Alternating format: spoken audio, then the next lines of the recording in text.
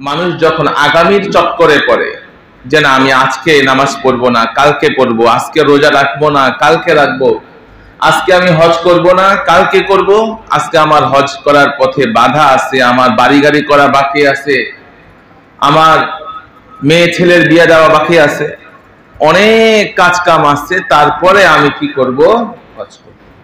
তাহলে এই আগামীর চক্করে পড়ে মানুষ অনেক ধর্ম কর্ম কি করতে পারে না, এখান থেকে বের হয়ে আসতে হবে।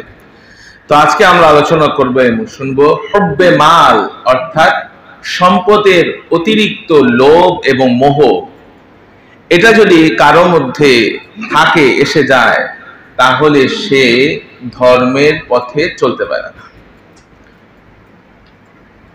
সম্পদ সবারই দরকার আছে, সম্পদ কার না দরকার আছে? দুনিয়াতে চলতে গেলে সম্পদ অবশ্যই অবশ্যই দরকার আছে, ধর্মকর্ম করতে গেলে সম্পদ দরকার আছে, কিন্তু সম্পদের লোভ একটুও দরকার নেই। এই সম্পদের লোভের থাকার কারণে মানুষ যাকাত দিতে পারে না, তার উপর যাকাত ফরজ, কিন্তু গড়িমসি করে, অজুহাত দাঁড় করায় আমার উপরে এই ফরজ হয় নাই এখনো বাকি আছে। তাহলে মানুষ সম্পদের লোভের কারণে অনেক ধর্ম কর্ম থেকে পিছিয়ে থাকে, ঠিক কিনা? এক নম্বরে হচ্ছে সে যাকাত দিতে পারে না, অনেক সময় কুরবানিও করতে পারে না, ফেতরা সদকা কাফারা এই সমস্ত কিছু সে সম্পদের লোভের কারণে করতে পারে না, হজও করতে পারে না। তার উপরে যে দায়িত্ব ন্যস্ত, পরিবারের খরচ বহন করা, আত্মীয় স্বজনের অভাবীদের অভাব দূর করা, এই সম্পদের লোভের কারণে সে এগুলো সামাজিক কাজও কি করতে পারে। কোরআন মাজিদের মধ্যে একটা সূরা আমরা প্রায় অনেকে কম বেশি পারি, সূরা তাকাসুরের শুরুতে আমি পড়লাম আল হাকুমুত তাকাসুর। তাকাসুর শব্দের অর্থই হচ্ছে সম্পদের প্রতিযোগিতা করা, সম্পদের লোভ করা। তো আল্লাহ রাব্বুল আলামিন বলতেছেন আল হাকুমুত তাকাসুর, সম্পদের লোভ, সম্পদের প্রতিযোগিতা, সম্পদের মোহ তোমাদেরকে আল্লাহওয়ালা হইতে, আল্লাহর পথে চলতে অন্য মনস্ক করে রেখেছে, বেখবর করে রেখেছে। হাত্তা জুরতুমুল মাকাবির, কতক্ষণ পর্যন্ত এই তোমাদেরকে অন্য মনস্ক করে রাখবে? কবরে যাওয়া পর্যন্ত। কই যাওয়া পর্যন্ত? কবরের সাথে সাক্ষাৎ ঘটা পর্যন্ত তোমাদেরকে আল্লাহওয়ালা হইতে দিবে না। এই সম্পদের মোহতা, এটা কার বাণী? আল্লাহ তাআলার বাণী। আমার কথা রাসূল আরবি সাল্লাল্লাহু আলাইহি সাল্লাম বলতেছেন লাউ কানা লি ইবনি আদামা ওয়াদিয়াম মিন যাহাবিন লা আহাব্বা আন ইয়াকুনা ওয়াদিয়ানি ওয়া লা ইয়ামলা ফাহু ইল্লা তুরাব। মানুষের যদি একটা স্বর্ণের পাহাড় থাকে, কয়টা?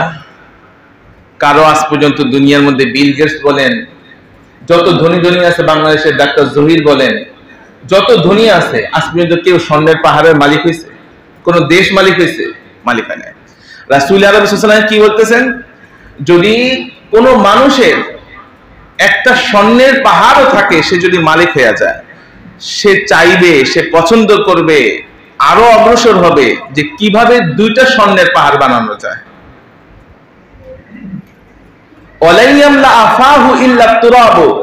আর তার এই আশা আকাঙ্ক্ষা প্রতিযোগিতা কখনো মিটবে না কবরের মাটি তার মুখে পুরা পর্যন্ত। অর্থাৎ মানুষ যতদিন পর্যন্ত দুনিয়ার মধ্যে বেঁচে থাকবে, একটা মানুষের যদি একটা জমি থাকে, সে চাইবে যে আরো একটা জমি করি, আমার এখন গুলশানের জমি আছে, আরেকটা দরকার বনানীর মধ্যে, আরেকটা দরকার আমার বাড়িধারার মধ্যে। হ্যাঁ, এই যে মানুষের স্বভাবজাত বৈশিষ্ট্য, এটা থাকতে পারে, রাসূল বলেছেন এটা থাকা দোষণীয় না। কিন্তু দোষ কোনটা? তরিকা যদি আমার গলত হয়, অর্থাৎ পদ্ধতি, ইনকাম সোর্স, এই তরিকা পদ্ধতি, আয়ের উৎস, এটা যদি আমার অবৈধ পন্থায় হয়ে থাকে সেটা অবশ্যই অবশ্যই পরিত্যাজ্য, দোষণীয়, নিন্দনীয়। এটাই হাদিসের মধ্যে বলতেছে।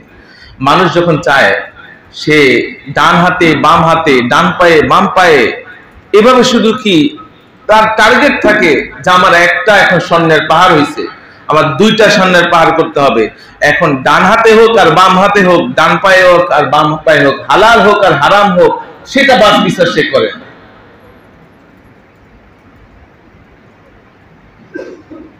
হ্যাঁ, শুধু দুইটা যদি আমার ঠিক থাকে, দুইটা জিনিস যদি ঠিক থাকে, আমি বৈধ উপায়ে করতেছি আর বৈধ পথে যদি খরচ করি, তাহলে সে দিনদার, তাহলে তার জন্য এই হাদিস দোষণীয় না, তার জন্য এই হাদিস তার জন্য প্রযোজ্য না। হ্যাঁ, প্রযোজ্য কার জন্য নিন্দা করা হইতেছে? যে ব্যক্তিটা ডান হাত আর বাম হাত মাপে না, ডান হাতেও কি উপার্জন করতেছে খাবলা দিয়া, বাম হাতেও কি সে খাবলা মারা কি নিতেছে। এক হাতে খাইতে হবে, এক হাতে উপার্জন করতে হবে, ডান হাতে হালাল পন্থায়। আর যদি বামপন্থী হয়ে যায়, বাম ধারায় যদি আমি সম্পদ যদি আমি আয় করি, কামাই করি, এটা হচ্ছে কি হাদিসের মধ্যে নিষেধ করা হয়েছে। ইয়াহরুমু ইবনু আদম ওয়া ইয়াশিব্বু মিনহু ইসনান, আল হিরসু আলাল মাল ওয়াল হিরসু আলাল উমর, রাওয়াহু তিরমিজি। তিরমিজি শরীফের হাদিসের মধ্যে আসছে, মানুষ যখন বার্ধক্যে উপনীত হয়, মানুষ যখন কি হয়, বয়স্ক হয়ে যায়, এই বয়স্ক হওয়ার সাথে সাথে দুইটা জিনিস তার মধ্যে চাঙ্গা হয়ে যায়। সে বয়স্ক, কিন্তু দুইটা জিনিস তার মধ্যে কি যৌবনতা লাভ করে। একটা হচ্ছে কি আল হিরসু আলাল মাল, সম্পদের প্রতি তার লালসা,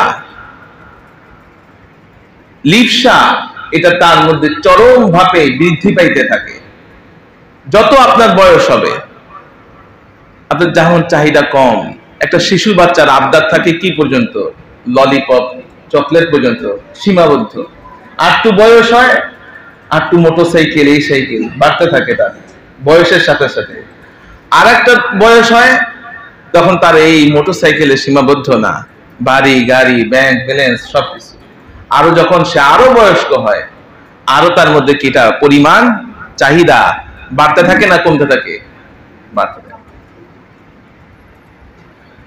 রাসূল আরবি সাল্লাল্লাহু আলাইহি সাল্লাম বলতেছেন আরো একটা তার মধ্যে বাড়তে থাকে, সম্পদের লোভ লালসা বাড়তে থাকে, সাথে সাথে ওয়াশিব্বু ইসনান, আল হিরসু আলাল মাল ওয়াল হিরসু আলাল উমর, জীবনের প্রতি তার একটা আশা আকাঙ্ক্ষা চরম ভাবে বাড়তে থাকে। অর্থাৎ সে আরো আয়ুষ্কাল চায়, সে মরতে চায় না, সে আরো কি বাঁচতে চায়। আহা, আমার এখন 70 বছর, আরো যদি 30টা বছর বাঁচতে পারতাম, 100 বছর, তাহলে নাতির করে পুতিরেও দেখা যেতে পারতাম। হ্যাঁ, এরকম একটা তার মধ্যে প্রবল আশা জাগে না জাগে না? জাগে। মানুষ তো সবাই আমরা রক্তে মাংসে গড়া মানুষ, তো সবার মধ্যে এটা কম বেশি থাকে। দোষণীয় এটা না, দোষণীয় হচ্ছে কোনটা? রাসূল বলতেছেন যে আমার তরিকা যদি, নিয়ত যদি গলত হয়, তরিকা যদি গলত হয়, আমার ইচ্ছার মধ্যে যদি খারাপই থাকে, এবং যেভাবে যে পদ্ধতিতে আমি আয় ইনকাম করতেছি সেটা যদি খারাপ হয়, এটা চরম ভাবে ঘৃণিত, নিন্দনীয়, এবং সে দুনিয়াদার হিসাবে কি বিবেচিত হবে।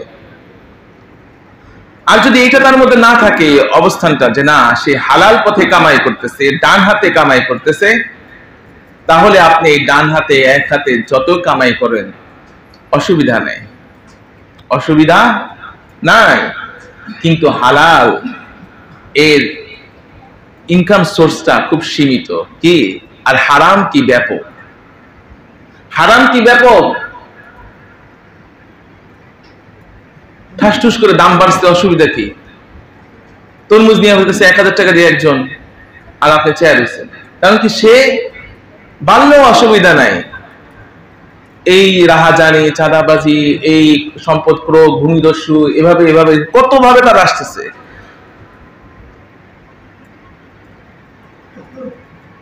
মরিচে কেজি 1000 হোক আর 3000 হোক, তার তো কোনো অসুবিধা নেই। তাহলে অসুবিধাটা কাদের? কারণ হালাল সোর্স এটা খুব কি সীমিত, আর হারামটা কি বিস্তৃত। রাসূলুল্লাহ সাল্লাল্লাহু আলাইহি ওয়াসাল্লাম আশঙ্কা করতেছেন, তিনি বলতেছেন আল্লাহি লা আখশা আলাইকুমুল ফাকরা, আমি তোমাদের উপরে আল্লাহর কসম করে বলতেছি, তোমাদের উপরে দরিদ্র হওয়ার আশঙ্কা আমি কখনো কোনো অবস্থাতে করি না। কারণ একটা মানুষ যখন অভাবে থাকে, অভাবের চেয়ে লোভের কারণে মানুষ গুনাহগার বেশি হয়। অভাবের কারণে স্বভাব নষ্ট হয়, গুনাহগার হয়, গুনাহ হয়। কিন্তু মানুষ যদি সম্পদ বেশি থাকে, তো সম্পদের কারণে গুনাহের সরঞ্জাম, উপকরণ, এগুলো সংগ্রহ সে কি সহজেই করতে পারে। যখন আপনার সম্পদ হবে, ধরুন আপনার একজন কোম্পানির ডিরেক্টর, ম্যানেজার, ডিরেক্টর, আপনি চেয়ারম্যান, তখন আপনার জন্য তো সব কিছু কি মন্ত্রী এমপি সব আপনার পকেটে। আপনি খুন করলেও কি সেটা কি ঢেকে ফেলতেছে সাংবাদিকরা, টাকা দিয়ে সব শেষ। টাকা দিয়ে কি সব আল্লাহওয়ালারা সব কি ছেড়ে ফেলতেছে। আপনি নাইট ক্লাবে যান, মেয়েকে উপভোগ করে মেরে ফেলতেছেন, তারপরেও কি এটা কি সব আপনি ভালো মানুষ? হয় না এরকম? তাহলে সম্পদ থাকলে আপনি গুনাহ, উপকরণ, সমস্ত কিছু কি ঢেকে ফেলা যায়, উপকরণও কি সংগ্রহ করা যায়। অভাবের কারণে হাদিস শরীফের মধ্যে আসছে কাদাল ফাকরু আইয়াকুনা কুফরা, দরিদ্র এবং অভাবের কারণে মানুষ কাফের পর্যন্ত হয়ে যায়, সে কাফের হয়ে গেছে। কিন্তু সম্পদের কারণে, সম্পদ বেশি থাকার কারণে মানুষ এমন কোনো অপরাধ নাই, এমন কোনো গুনাহ নাই তার দ্বারা সম্ভব না যদি সে চায়, ঠিক না? এজন্য কবি বলতেছেন আবেদা আন্দার জিরে কিস্তি পুষ্টিয়াস, আবেদার কিস্তি কিস্তি হালাকাস। মানুষ একটা নৌকার মতো। মানুষ কিসের মতো? নৌকার মতো। নৌকার বাহিরে যদি আপনার পানি থাকে, নৌকা চলমান হয়, আর নৌকার ভিতরে যদি পানি বেশি পরিমাণে এসে যায়, তাহলে মানুষটা কি ডুবন্ত, ডুবে যায়, ঠিক কিনা? ঠিক তেমনি ভাবে দুনিয়াকে আমরা ব্যবহার করব, দুনিয়ার মধ্যে থাকব, কিন্তু লোভ লালসা এই নৌকা নামক মানুষের ভিতরে ঢুকানো যাবে না। লোভ লালসা সব কি বাইরে থাকবে, ভিতরে ঢুকাইলে কি অসুবিধা না সুবিধা? অসুবিধা। ইন্নাকা আন তাজারা ওয়ারাসাতাকা আগনিয়া খায়রুম মিন আন তাজারাহুম আলাতান ইয়াতাকাফফাফুন নাস। রাওয়াহুল বুখারী। বুখারী শরীফের দীর্ঘ এক হাদিসের মধ্যে রাসূল আরবি সাল্লাল্লাহু আলাইহি ওয়াসাল্লাম বলতেছেন, মানুষ অপরাধ প্রবণ হয়ে যায় কি কারণে? তার ভবিষ্যৎ প্রজন্ম, কলিজার ধন সম্পদের ভবিষ্যৎ চিন্তায় মানুষ কি করে? সমস্ত অপরাধ কাজ করে। তো হাদিসের মধ্যেও আসছে যে বৈধ উপায়ে তুমি তোমার সম্পদ সন্তানের জন্য এমন অবস্থানে রেখে যাও, সে যেন তুমি মারা যাওয়ার পরে অন্যের কাছে হাত পাততে না হয়। এই কথাটা কার? মহানবী হযরত মুহাম্মদ মুস্তাফা সাল্লাল্লাহু আলাইহি ওয়াসাল্লাম বলতেছেন। কিন্তু এটা হইতে হবে কি পন্থায়? বৈধ পন্থায়, ডান হাতে উপার্জন করে তুমি তোমার সম্পদ সন্তানের জন্য রেখে যাওয়া অসুবিধা নাই। কিন্তু যদি অবৈধ পন্থায় আমি সম্পদের পাহাড় গড়তেছি ভবিষ্যৎ চিন্তায়, কলিজার ধনের উদ্দেশ্যে, সে এটা ভোগ করতে পারবে কিনা এটা কি অনিশ্চিত।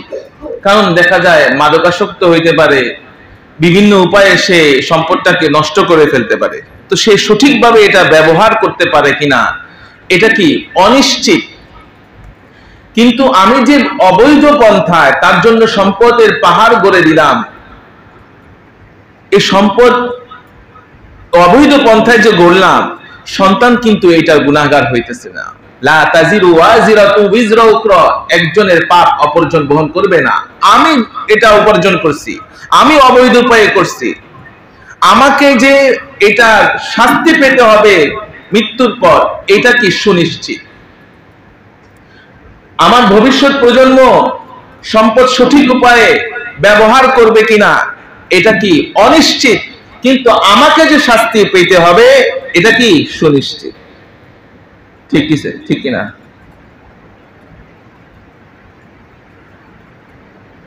এই জন্য এটার উপায় কি? মানুষের মধ্যে অবশ্যই স্বভাবজাত বৈশিষ্ট্য, সবাই চায় যে আমি অন্যের থেকে আরো ভালো থাকতে। ভালো থাকাটা এটা দূষণীয় না, কিন্তু ওই যে বললাম, দুইটা জিনিস যদি আমার ঠিক থাকে তাহলে আমি সম্পদের কেন পুরো বাংলাদেশ কিনে ফেলি, অসুবিধা নেই। একটা হচ্ছে আমার আয়ের উৎস ভালো হইতে হবে, আমি সম্পদ আয় ভালোভাবে করলাম, কিন্তু খরচটাও ভালোভাবে করতে হবে, সঠিক পন্থায় খরচ করতে হবে। বিপথে কুপথে এটাকে আমি খরচ করতেও পারবো না, সেটার অধিকারও আল্লাহ আমাকে দেন না। অনেকের মেন্টালিটি এমন সেটা হয়ে আছে যে না, আমি তো বৈধ উপায়ে খরচ করছি, এখন সে কি করে, অবৈধ জায়গার মধ্যে সবকিছু তার কষ্টার্জিত সম্পদ সব খরচ করতেছে, তাই না? নাচ গান, ডিজে পার্টি, এই পার্টি, হোলি খেলা, সমস্ত এগুলোর মধ্যে কি আমার খরচ করা যাবে না? খরচ করা যাবে। কাল কিয়ামতের ময়দানে আল্লাহ রাব্বুল আলামিন বনি আদম সন্তানকে 5টা প্রশ্নের উত্তর না দেওয়া পর্যন্ত সে এক চুল পরিমাণ তার পাকে সে হেলাইতে পারবে না, সরাইতে পারবে না। লা তাজুলু কদাম ইবনি আদম হাত্তা ইয়াউমাল কিয়ামাতি হাত্তা ইউসআলা আন খামসিন, আন উমরিহি ফিমা আফনাহু ওয়া আন শাবাবিহি ফিমা আবলাহু ওয়া মিন আইনা ইকতাসাবাহু ওয়া ফিমা আনফাকাহু ওয়া মাযা আমিলা ফিমা আলিমা। এই 5টা প্রশ্নের উত্তর না দেওয়া পর্যন্ত কোন আদম সন্তান একটু পর্যন্ত সে এদিক সেদিক নড়তেও পারবে না। একটা মানুষকে যখন দুনিয়ার মধ্যে দেখেন দুর্নীতি দমন কমিশন, এই দুদক যাকে বলে, কে কে দুর্নীতির মধ্যে জড়িত, তারা এটা তদন্ত করতেছে। এখন তাদের মধ্যেই তো ঢুকে গেছে কি, তাদেরকে কে তদন্ত করবে? এই টিম আরেকটা টিম গঠন করতেছে, ওই টিমের মধ্যে আবার ঢুকে গেছে, আবার ওই আরেকটার পর একটা চেইন বাড়তেছে, টিম বাড়তেছে, কিন্তু কাজের কাজ কিছুই হচ্ছে না। কারণ কি? এই অন্তরটা কি ঠিক নাই। সবার মধ্যে ওই যে লোভ লালসা, টাকা দিয়ে ম্যানেজ করার প্রবণতা সব জায়গার মধ্যে সহনীয় হয়ে গেছে। এখন এর বিরুদ্ধে সে যেই বলবে সেই কি এই জগতের মানুষ না, এই টিকাটিক করে তার কাজ কিছুই হবে না। কারণ 100 জনের মধ্যে 99% যখন এই পর্যায়ে একজন সে ভালো মানুষ, সে এখন ভালো থাকতে পারবে না, সেই এখন খারাপ। কিন্তু এর মধ্যে থেকে কি আপনাকে বেছে বেছে মেপে মেপে চলতে হবে দুনিয়ার মধ্যে। যে এভাবে চলতে পারবে স্রোতের বিপরীতে, সেই কি কামিয়াব, সফল, সাকসেসফুল।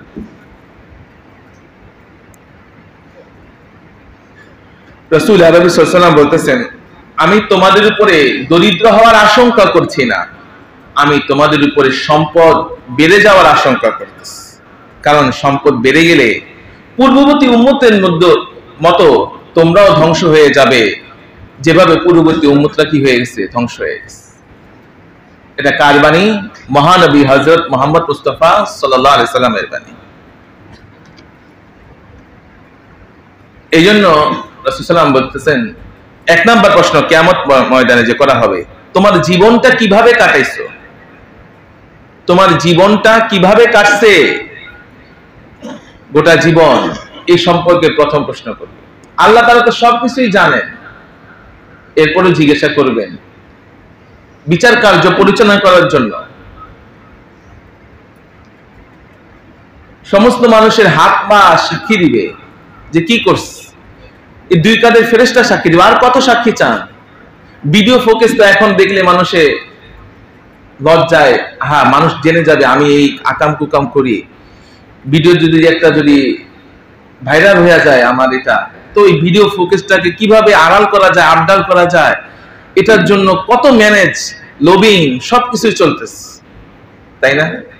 দুনিয়ার মধ্যে আমি যা কিছু আবডালে আড়াল করতে পারতেছি আমার সম্পদ থাকার কারণে, কিন্তু আল্লাহ তাআলার সাথে কি এসব চলবে? চলবে না। আল্লাহকে ম্যানেজ করা যাবে? ম্যানেজ করা যাবে না। কি দিয়ে ম্যানেজ করবেন আপনি? আপনাকেই তো বানাইছে আল্লাহ তাআলা, সারা দুনিয়া তো আল্লাহ তাআলাকে বানাইছেন। সারা পৃথিবী যদি আল্লাহকে দিয়ে ম্যানেজ করেন, আল্লাহকে নিবে? সব জায়গায় উৎকোচ চললেও আল্লাহ তাআলার কাছে কি উৎকোচ চলে? চলে না। 2 নম্বর প্রশ্ন করবেন, ওয়ান শাবাবিহি ফিমা আবলাহু, তোমার যৌবনটা কেমনে কাটাইছ? দুখুমিয়া কবি কাজী নজরুল ইসলাম এই যৌবন সম্পর্কে অনেক সুন্দর সুন্দর কবিতা লিখছে। যৌবনটা আসলে আল্লাহ তাআলার কাছে অনেক দামি, তাই না? কিভাবে কাটাইছ? আলাদাভাবে আবার প্রশ্ন করবেন যৌবন সম্পর্কে। শিশু আর বৃদ্ধ একই রকম, ওই সময় তো শেষ, শক্তি নাই। শিশু বৃদ্ধ কি শক্তি নাই, অক্ষম, রিটায়ার করে দিতেছে আপনার 60 বছর হয়ে গেলে। সরকারও আপনার কাছে, সরকারের কাছেও দাম নাই দুনিয়ায় 60 বছর হয়ে গেলে। এখন আপনার 60 বছর হয়েছে, এখন মসজিদ চিনছেন, এখন আল্লাহ হওয়ার জন্য চেষ্টা করেছে, কিন্তু যৌবন বয়সটা আপনি কিভাবে কাটাইছেন এই সম্পর্কে আল্লাহ তাআলা আলাদাভাবে প্রশ্ন করবেন না? করবেন না? করবেন। যৌবনটা খুব দামি। আল্লাহর আরশের ছায়ার নিচে কাল কিয়ামতের ময়দানে যে 7 শ্রেণীর মানুষকে আশ্রয় দিবেন, এর মধ্যে একজন কে? যুবক বয়সটা যে আল্লাহ তাআলার কাছে কান্নাকাটি করে কাটাইছে। সুবহানাল্লাহ বলবেন না? 3 নাম্বার প্রশ্ন করবেন, মিন আইনা ইকতাসাবাহু ওয়া ফিমা আনফাকাহু, সম্পদ কিভাবে অর্জন করছো, কিভাবে কামাইছো? জনবল, ক্ষমতাবল, লোকবল, অর্থবল, কিভাবে হয়েছে এত বল? তুমি সবল, এখন আমার কাছে দুর্বল। আল্লাহ তাআলা প্রশ্ন করবে কিভাবে কামাইছো, ইনকাম সোর্সটা কি? কাসবুল হালাল, তালাবুল ইলমি, কাসবুল হালালি বাদাল ফারিজা। যে আল্লাহ তাআলা কাছে ফরজ অনেকগুলো আছে, একটা ফরজ হচ্ছে সমস্ত ফরজের পরে এটাও একটা ফরজ, কাসবুল হালাল, হালাল উপার্জন করা। হালাল উপার্জনটা খুব সহজ আবার কঠিনও। শুধু একটা মেনে নিবেন, দুনিয়ার মধ্যে এভাবে থাকতে বসছে আল্লাহ তাআলা, একটু কষ্ট হবে, এই কষ্টটা যদি আমি অম্লান বদনে সহ্য করি, মেনে নিতে পারি, তাহলে আমার জন্য সবকিছু কি সহজ, নচেত কঠিন। ওহ, আমার ফ্যামিলি স্ট্যাটাস, ব্যাকগ্রাউন্ড, আমার বংশ, অন্যান্য মানুষ, ফ্রেন্ড সার্কেল, তাদের অবস্থানটা কিভাবে চলতেছে, তাদের সাথে তাল মিলিয়ে যদি না চলি, তাহলে তো আমি থাকতে পারবো না দুনিয়ার মধ্যে, তাই না? তা আমার প্রেস্টিজ থাকবে না। এই মানসিকতা থেকে কি উঠে আসতে হবে, এই মানসিকতা থেকে কি উঠে আসতে হবে। কিভাবে উঠে আসবো? একটু মেন্টালিটিটা পাল্টাইতে হবে। উনজুর ইলা মান আসফালা মিনকুম, রাসূল সাল্লাল্লাহু আলাইহি ওয়াসাল্লাম বলেছেন, প্রেসক্রিপশন দিয়েও দিয়েছেন, দুনিয়ার মধ্যে তোমার থেকে যারা সম্পদের দিক থেকে কমে আছে, তার দিকে তোমার দৃষ্টিটা দাও। সহজ। আমরা কি করি যে না, অমুকের গাড়ি আছে, অমুকের বাড়ি আছে, অমুকের ফ্ল্যাট আছে, প্লট আছে, তা আমার তো কিছুই নাই, আমাকে তো তার মতো হইতে হবে। আমাদের নজর, আল্লাহ রাসূল সাল্লাল্লাহু আলাইহি ওয়াসাল্লাম কি বলছেন, নজরটা কই দিকে দেখলে? আরে ভাই, তোমার তো একটা জমি আছে, জমি না থাকো, তোমার তো থাকার জায়গা আছে, তুমি 5 তলায় থাকতো, অনেকে তো গাছতলায় থাকে, অনেকে ফুটপাতে থাকে, সেটা থাকারও জায়গা নাই। দেখেন ফিলিস্তিনি ভাই বোনরা কি অবস্থা, তারাও কিন্তু এরকম ধনী, অনেক ধনী ছিল, আজকে তারা পানিতে, পেট কাদার মধ্যে, খোলা আকাশের নিচে থাকতেছে। এরকম আমিও তো তাদের জায়গায় থাকতে পারি না, থাকতে পারি না। শুধু শুকর আদায় করতে হবে। একটা মানুষের চাহিদা, আহা আমি ব্র্যান্ডের জুতা পরতে পারতেছি না, অ্যাপেক্স, বাটাস, ওখান থেকে জুতা পরতে পারতেছি না, একটা শিশু তারা আবদার করছে তার ফ্যামিলি স্ট্যাটাস হিসেবে। আর একটা মানুষ ওটাও সন্তান, সে দাবি করতেছে না আমার এত ব্র্যান্ডের জুতা না, আমার সুন্দর একটা জুতা হইলেই হয়েছে, যে কোনো জুতা। আর একটা মানুষ আবদার করতেছে না আমার জুতারও দরকার নাই, আমার পা হলেই হয়েছে, পাই তো নাই, জুতা করবো কি দিয়া? তবে আমাকে তো সেই অবস্থাতে ভালো লাগছে, শুকর আদায় করা দরকার, ঠিক কিনা? তাহলে উনজুর ইলা মান আসফালা মিনকুম, তোমার থেকে যারা দুনিয়ার লাইনে কমে আছে, নিচে আছে, তার দিকে তোমার দৃষ্টিটা নিবদ্ধ করো, তাহলে শুকর মনোভাব সৃষ্টি হবে, অন্তর থেকে হাহাকার হাপিত্তেশ বিদায় নিবে। আর আখিরাতের লাইনে, ধর্মকর্মের লাইনে যে তোমার থেকে অগ্রগামী, তার দিকে তোমার দৃষ্টিটা দাও। আমার দৃষ্টিটা তখন কোন দিকে যায়? আখিরাতের লাইনে উপরের দিকে যায় না, কোন দিকে যায়? নিচের দিকে। আরে আমি তো নামাজ পড়তেছি, অমুক তো নামাজ পড়েই নেই, আমি তো যৌবনকালে 2 খতম দিছিলাম, ছোটকালে একবার আমি হুজুর রেখা নামাজ 1 খতম 2 খতম দিছিলাম ছোটকালে, হ্যাঁ, এখন হুজুর অনেকদিন ধরে ধরি না, তো এখন আবার ধরতে হবে। এই যে আমাদের ধর্মকর্মের কি অবস্থান, ধর্মকর্মের অবস্থান। ফিলিস্তিনের ভাই বোনদের দেখেন, যে কোনো মানুষ অবলীলায় কোরআন শরীফ পড়তেছে, কি সুন্দর। বাসের মধ্যে সে দাঁড়ায় আছে, সেখানেও সে কোরআন শরীফ পড়তেছে, রাস্তায় হাঁটতেছে কোরআন শরীফ পড়তেছে, মুখস্থ। আপনার তো অসুবিধা নেই যে বসে বসে মসজিদে পড়তে হবে, তাই নাকি? রাস্তায় হাঁটতেছেন তখনও পড়েন কোরআন শরীফ, যা মুখস্থ আছে। একটা জ্যামের মধ্যে বসে আছেন, সেখানেও কোরআন শরীফ পড়েন, না জ্যামের মধ্যে বসে আছি, এই ডিজেটা ছাড়তো, গান ছাড়, ভাল লাগতেছে না, মনটা ঠিক হয়ে যাবে, নাউজুবিল্লাহ বলবেন না? তা আমাদের মেন্টালিটি আর আফগানিস্তানের ভাই বোনদের, তালেবানদের মেন্টালিটি, ফিলিস্তিনিদের মেন্টালিটি আকাশ পাতাল তফাৎ, তাই না? আফগানিস্তানে 20 বছর ধরে আমেরিকারা ড্রোন হামলা করছে, তারা টিকে আছে এখনো, বিজয় দর্পে গর্বে এখনো কি দুনিয়ার বুকে টিকে আছে। তাদের কারেন্সি এখনো কি 3 নম্বরের ডলারের কাছে আছে। আমরা যদি বহিরা শক্তি আক্রমণ করে, আমরা তো 2 দিনই শেষ, না 2 ঘন্টায় শেষ। আগের মতো কি বীর আমরা আছি? হ্যাঁ, শুধু কি সম্পদ অপচয় করতেছি, আলপনা আঁকতেছি, হাওর বিল নষ্ট করতেছি, সেখানের মধ্যে 14 কিলোমিটার শুধু কি আঁকতেছি। এগুলা রেখে আমাদের লাভটা কি? কিছু তো আমরা ক্রিয়েটিভিটি তো আমাদের মধ্যে নাই, কোনো সৃজনশীলতা নাই আমাদের মধ্যে। 1 বছর শুধু কি লাখো কণ্ঠে গান গায়, বৈশাখের গান গায়, আমরা গিনিস বুকের নাম দেখাবো, লাভ কি? এত টাকা খরচ কিনা? জাপানিদের কি সুন্দর তারা উন্নতি করছে। ভারত পাকিস্তান পারমাণবিক অস্ত্রোদ্ধার দেশ, আমরা তো কল্পনাও করতে পারি না, সেই চিন্তাও আমাদের নাই। এই চারুকলা বা ঢাকা বিশ্ববিদ্যালয়, এদের তো গোবর খায় নাকি কি খায় আল্লাহ জানে, কিভাবে যে এরা কলা বিজ্ঞানী হয়। এই কলা বিজ্ঞানী থেকে কি কি কলা আসছে আপনারা দেখছেন? 1 বছর কি আমরা সবচেয়ে দীর্ঘ পতাকা বানাবো গিনিস বুকে নাম লেখানোর জন্য। এই বছরের দিকে কি রাস্তার মধ্যে কি রং মাখবো, শুধু সম্পদ। এতে দেশের সম্পদ নষ্ট হইতেছে, কি লাভটা হইতেছে? দেশের কোনো অর্জন আছে? শুধু কি লৌকিকতা দেখানোর জন্য দেখায় একটা কিছু অর্জন করি, যে আমি একটা হেলিকপ্টার বানাইছি, আমাদের দেশের মধ্যে একটা আবিষ্কার করছি, প্রযুক্তি বানাইছি নতুন করে, সেগুলো তো আমরা গিনিস বুকে নাম দেখাতে পারতেছি না। তো রাসূলুল্লাহ সাল্লাল্লাহু আলাইহি ওয়াসাল্লাম বলতেছেন, কাল কিয়ামতের ময়দানে যে 3 নাম্বার প্রশ্ন হবে, ইনকাম সোর্সটা তোমার কিভাবে হইছে।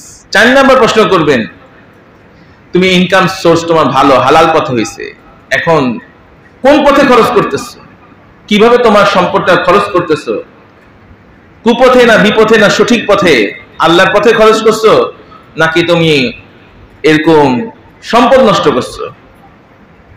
এটা তো একরকম সম্পদ নষ্ট করা। 5 নাম্বার প্রশ্ন করবেন, অমাজা আমিলা ফিমা আলিমা, তুমি কতটুকু জ্ঞান অর্জন করছো, সেই অনুযায়ী কতটুকু আমল করছো।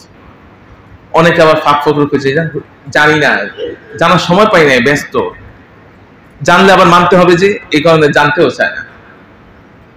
আরে আমি কতটুকু চালাক নিজেকে মনে করি, আমার ব্রেন কে দিছেন? আল্লাহ আমার থেকে কি চালাক না? আরে আল্লাহই তো আমাকে বানাইছেন, এই ব্রেনও তো কার বানানো? আল্লাহর বানানো। সুতরাং আমি নিজেকে আল্লাহকে প্রবোধি, সান্ত্বনা দিই, বুঝ দিই। আল্লাহ কি বুঝেন না সবকিছু? আল্লাহ তো আমাকে ছাড় দিছেন, তবে ছেড়ে দিবেন না, সুযোগ দিতেছেন যে আমি ভালো পথে আসি কিনা, সুযোগ দিতেছেন। আওয়ালাম নুআম্মিরকুম মা ইয়াতাযাক্কারু মান তাযাক্কারা ওয়া জাআকুমুন নাযীর ফাযুকু ফামা লিয-যালিমিনা মিন নাসীর। আওয়ালাম নুআম্মিরকুম, আল্লাহ তাআলা বলতেছেন তুমি এখন আমার কাছে আসছো মৃত্যুর পরে, এখন বলতেছে হুজুর আল্লাহ আমার আবার দুনিয়ায় পাঠান না, বুঝতে পারি নাই। ফাযুকু, আল্লাহ বলবেন স্বাদ এখন গ্রহণ করো। তোমার কাছে কি নাজির আসে নাই, সতর্ককারী আসে নাই, নবী রাসূলরা আসে নাই, আলেম ওলামারা আসে নাই? এখন তুমি চাইতেছো কি আবার দুনিয়ায় যাবা? সুযোগ নাই। আওয়ালাম নুআম্মিরকুম, আমি কি তোমাকে 60 70 80 বছরের একটা সময় সমষ্টি জীবন দি নাই? সময়ের সমষ্টি জীবন 60 70 বছরের জীবন দি নাই? সে সময় ভালো হইতে পারো নাই?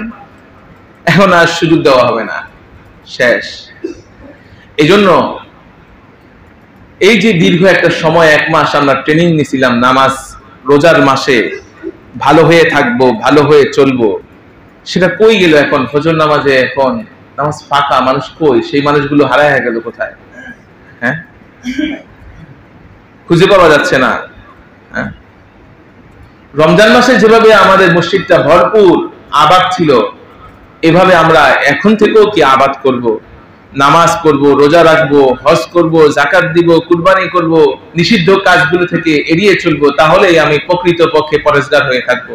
আল্লাহ তাআলা আমাদের সকলকে আমল করার তৌফিক দান করে। আমিন। ওয়া আখিরু দাওয়ানা আলহামদুলিল্লাহ।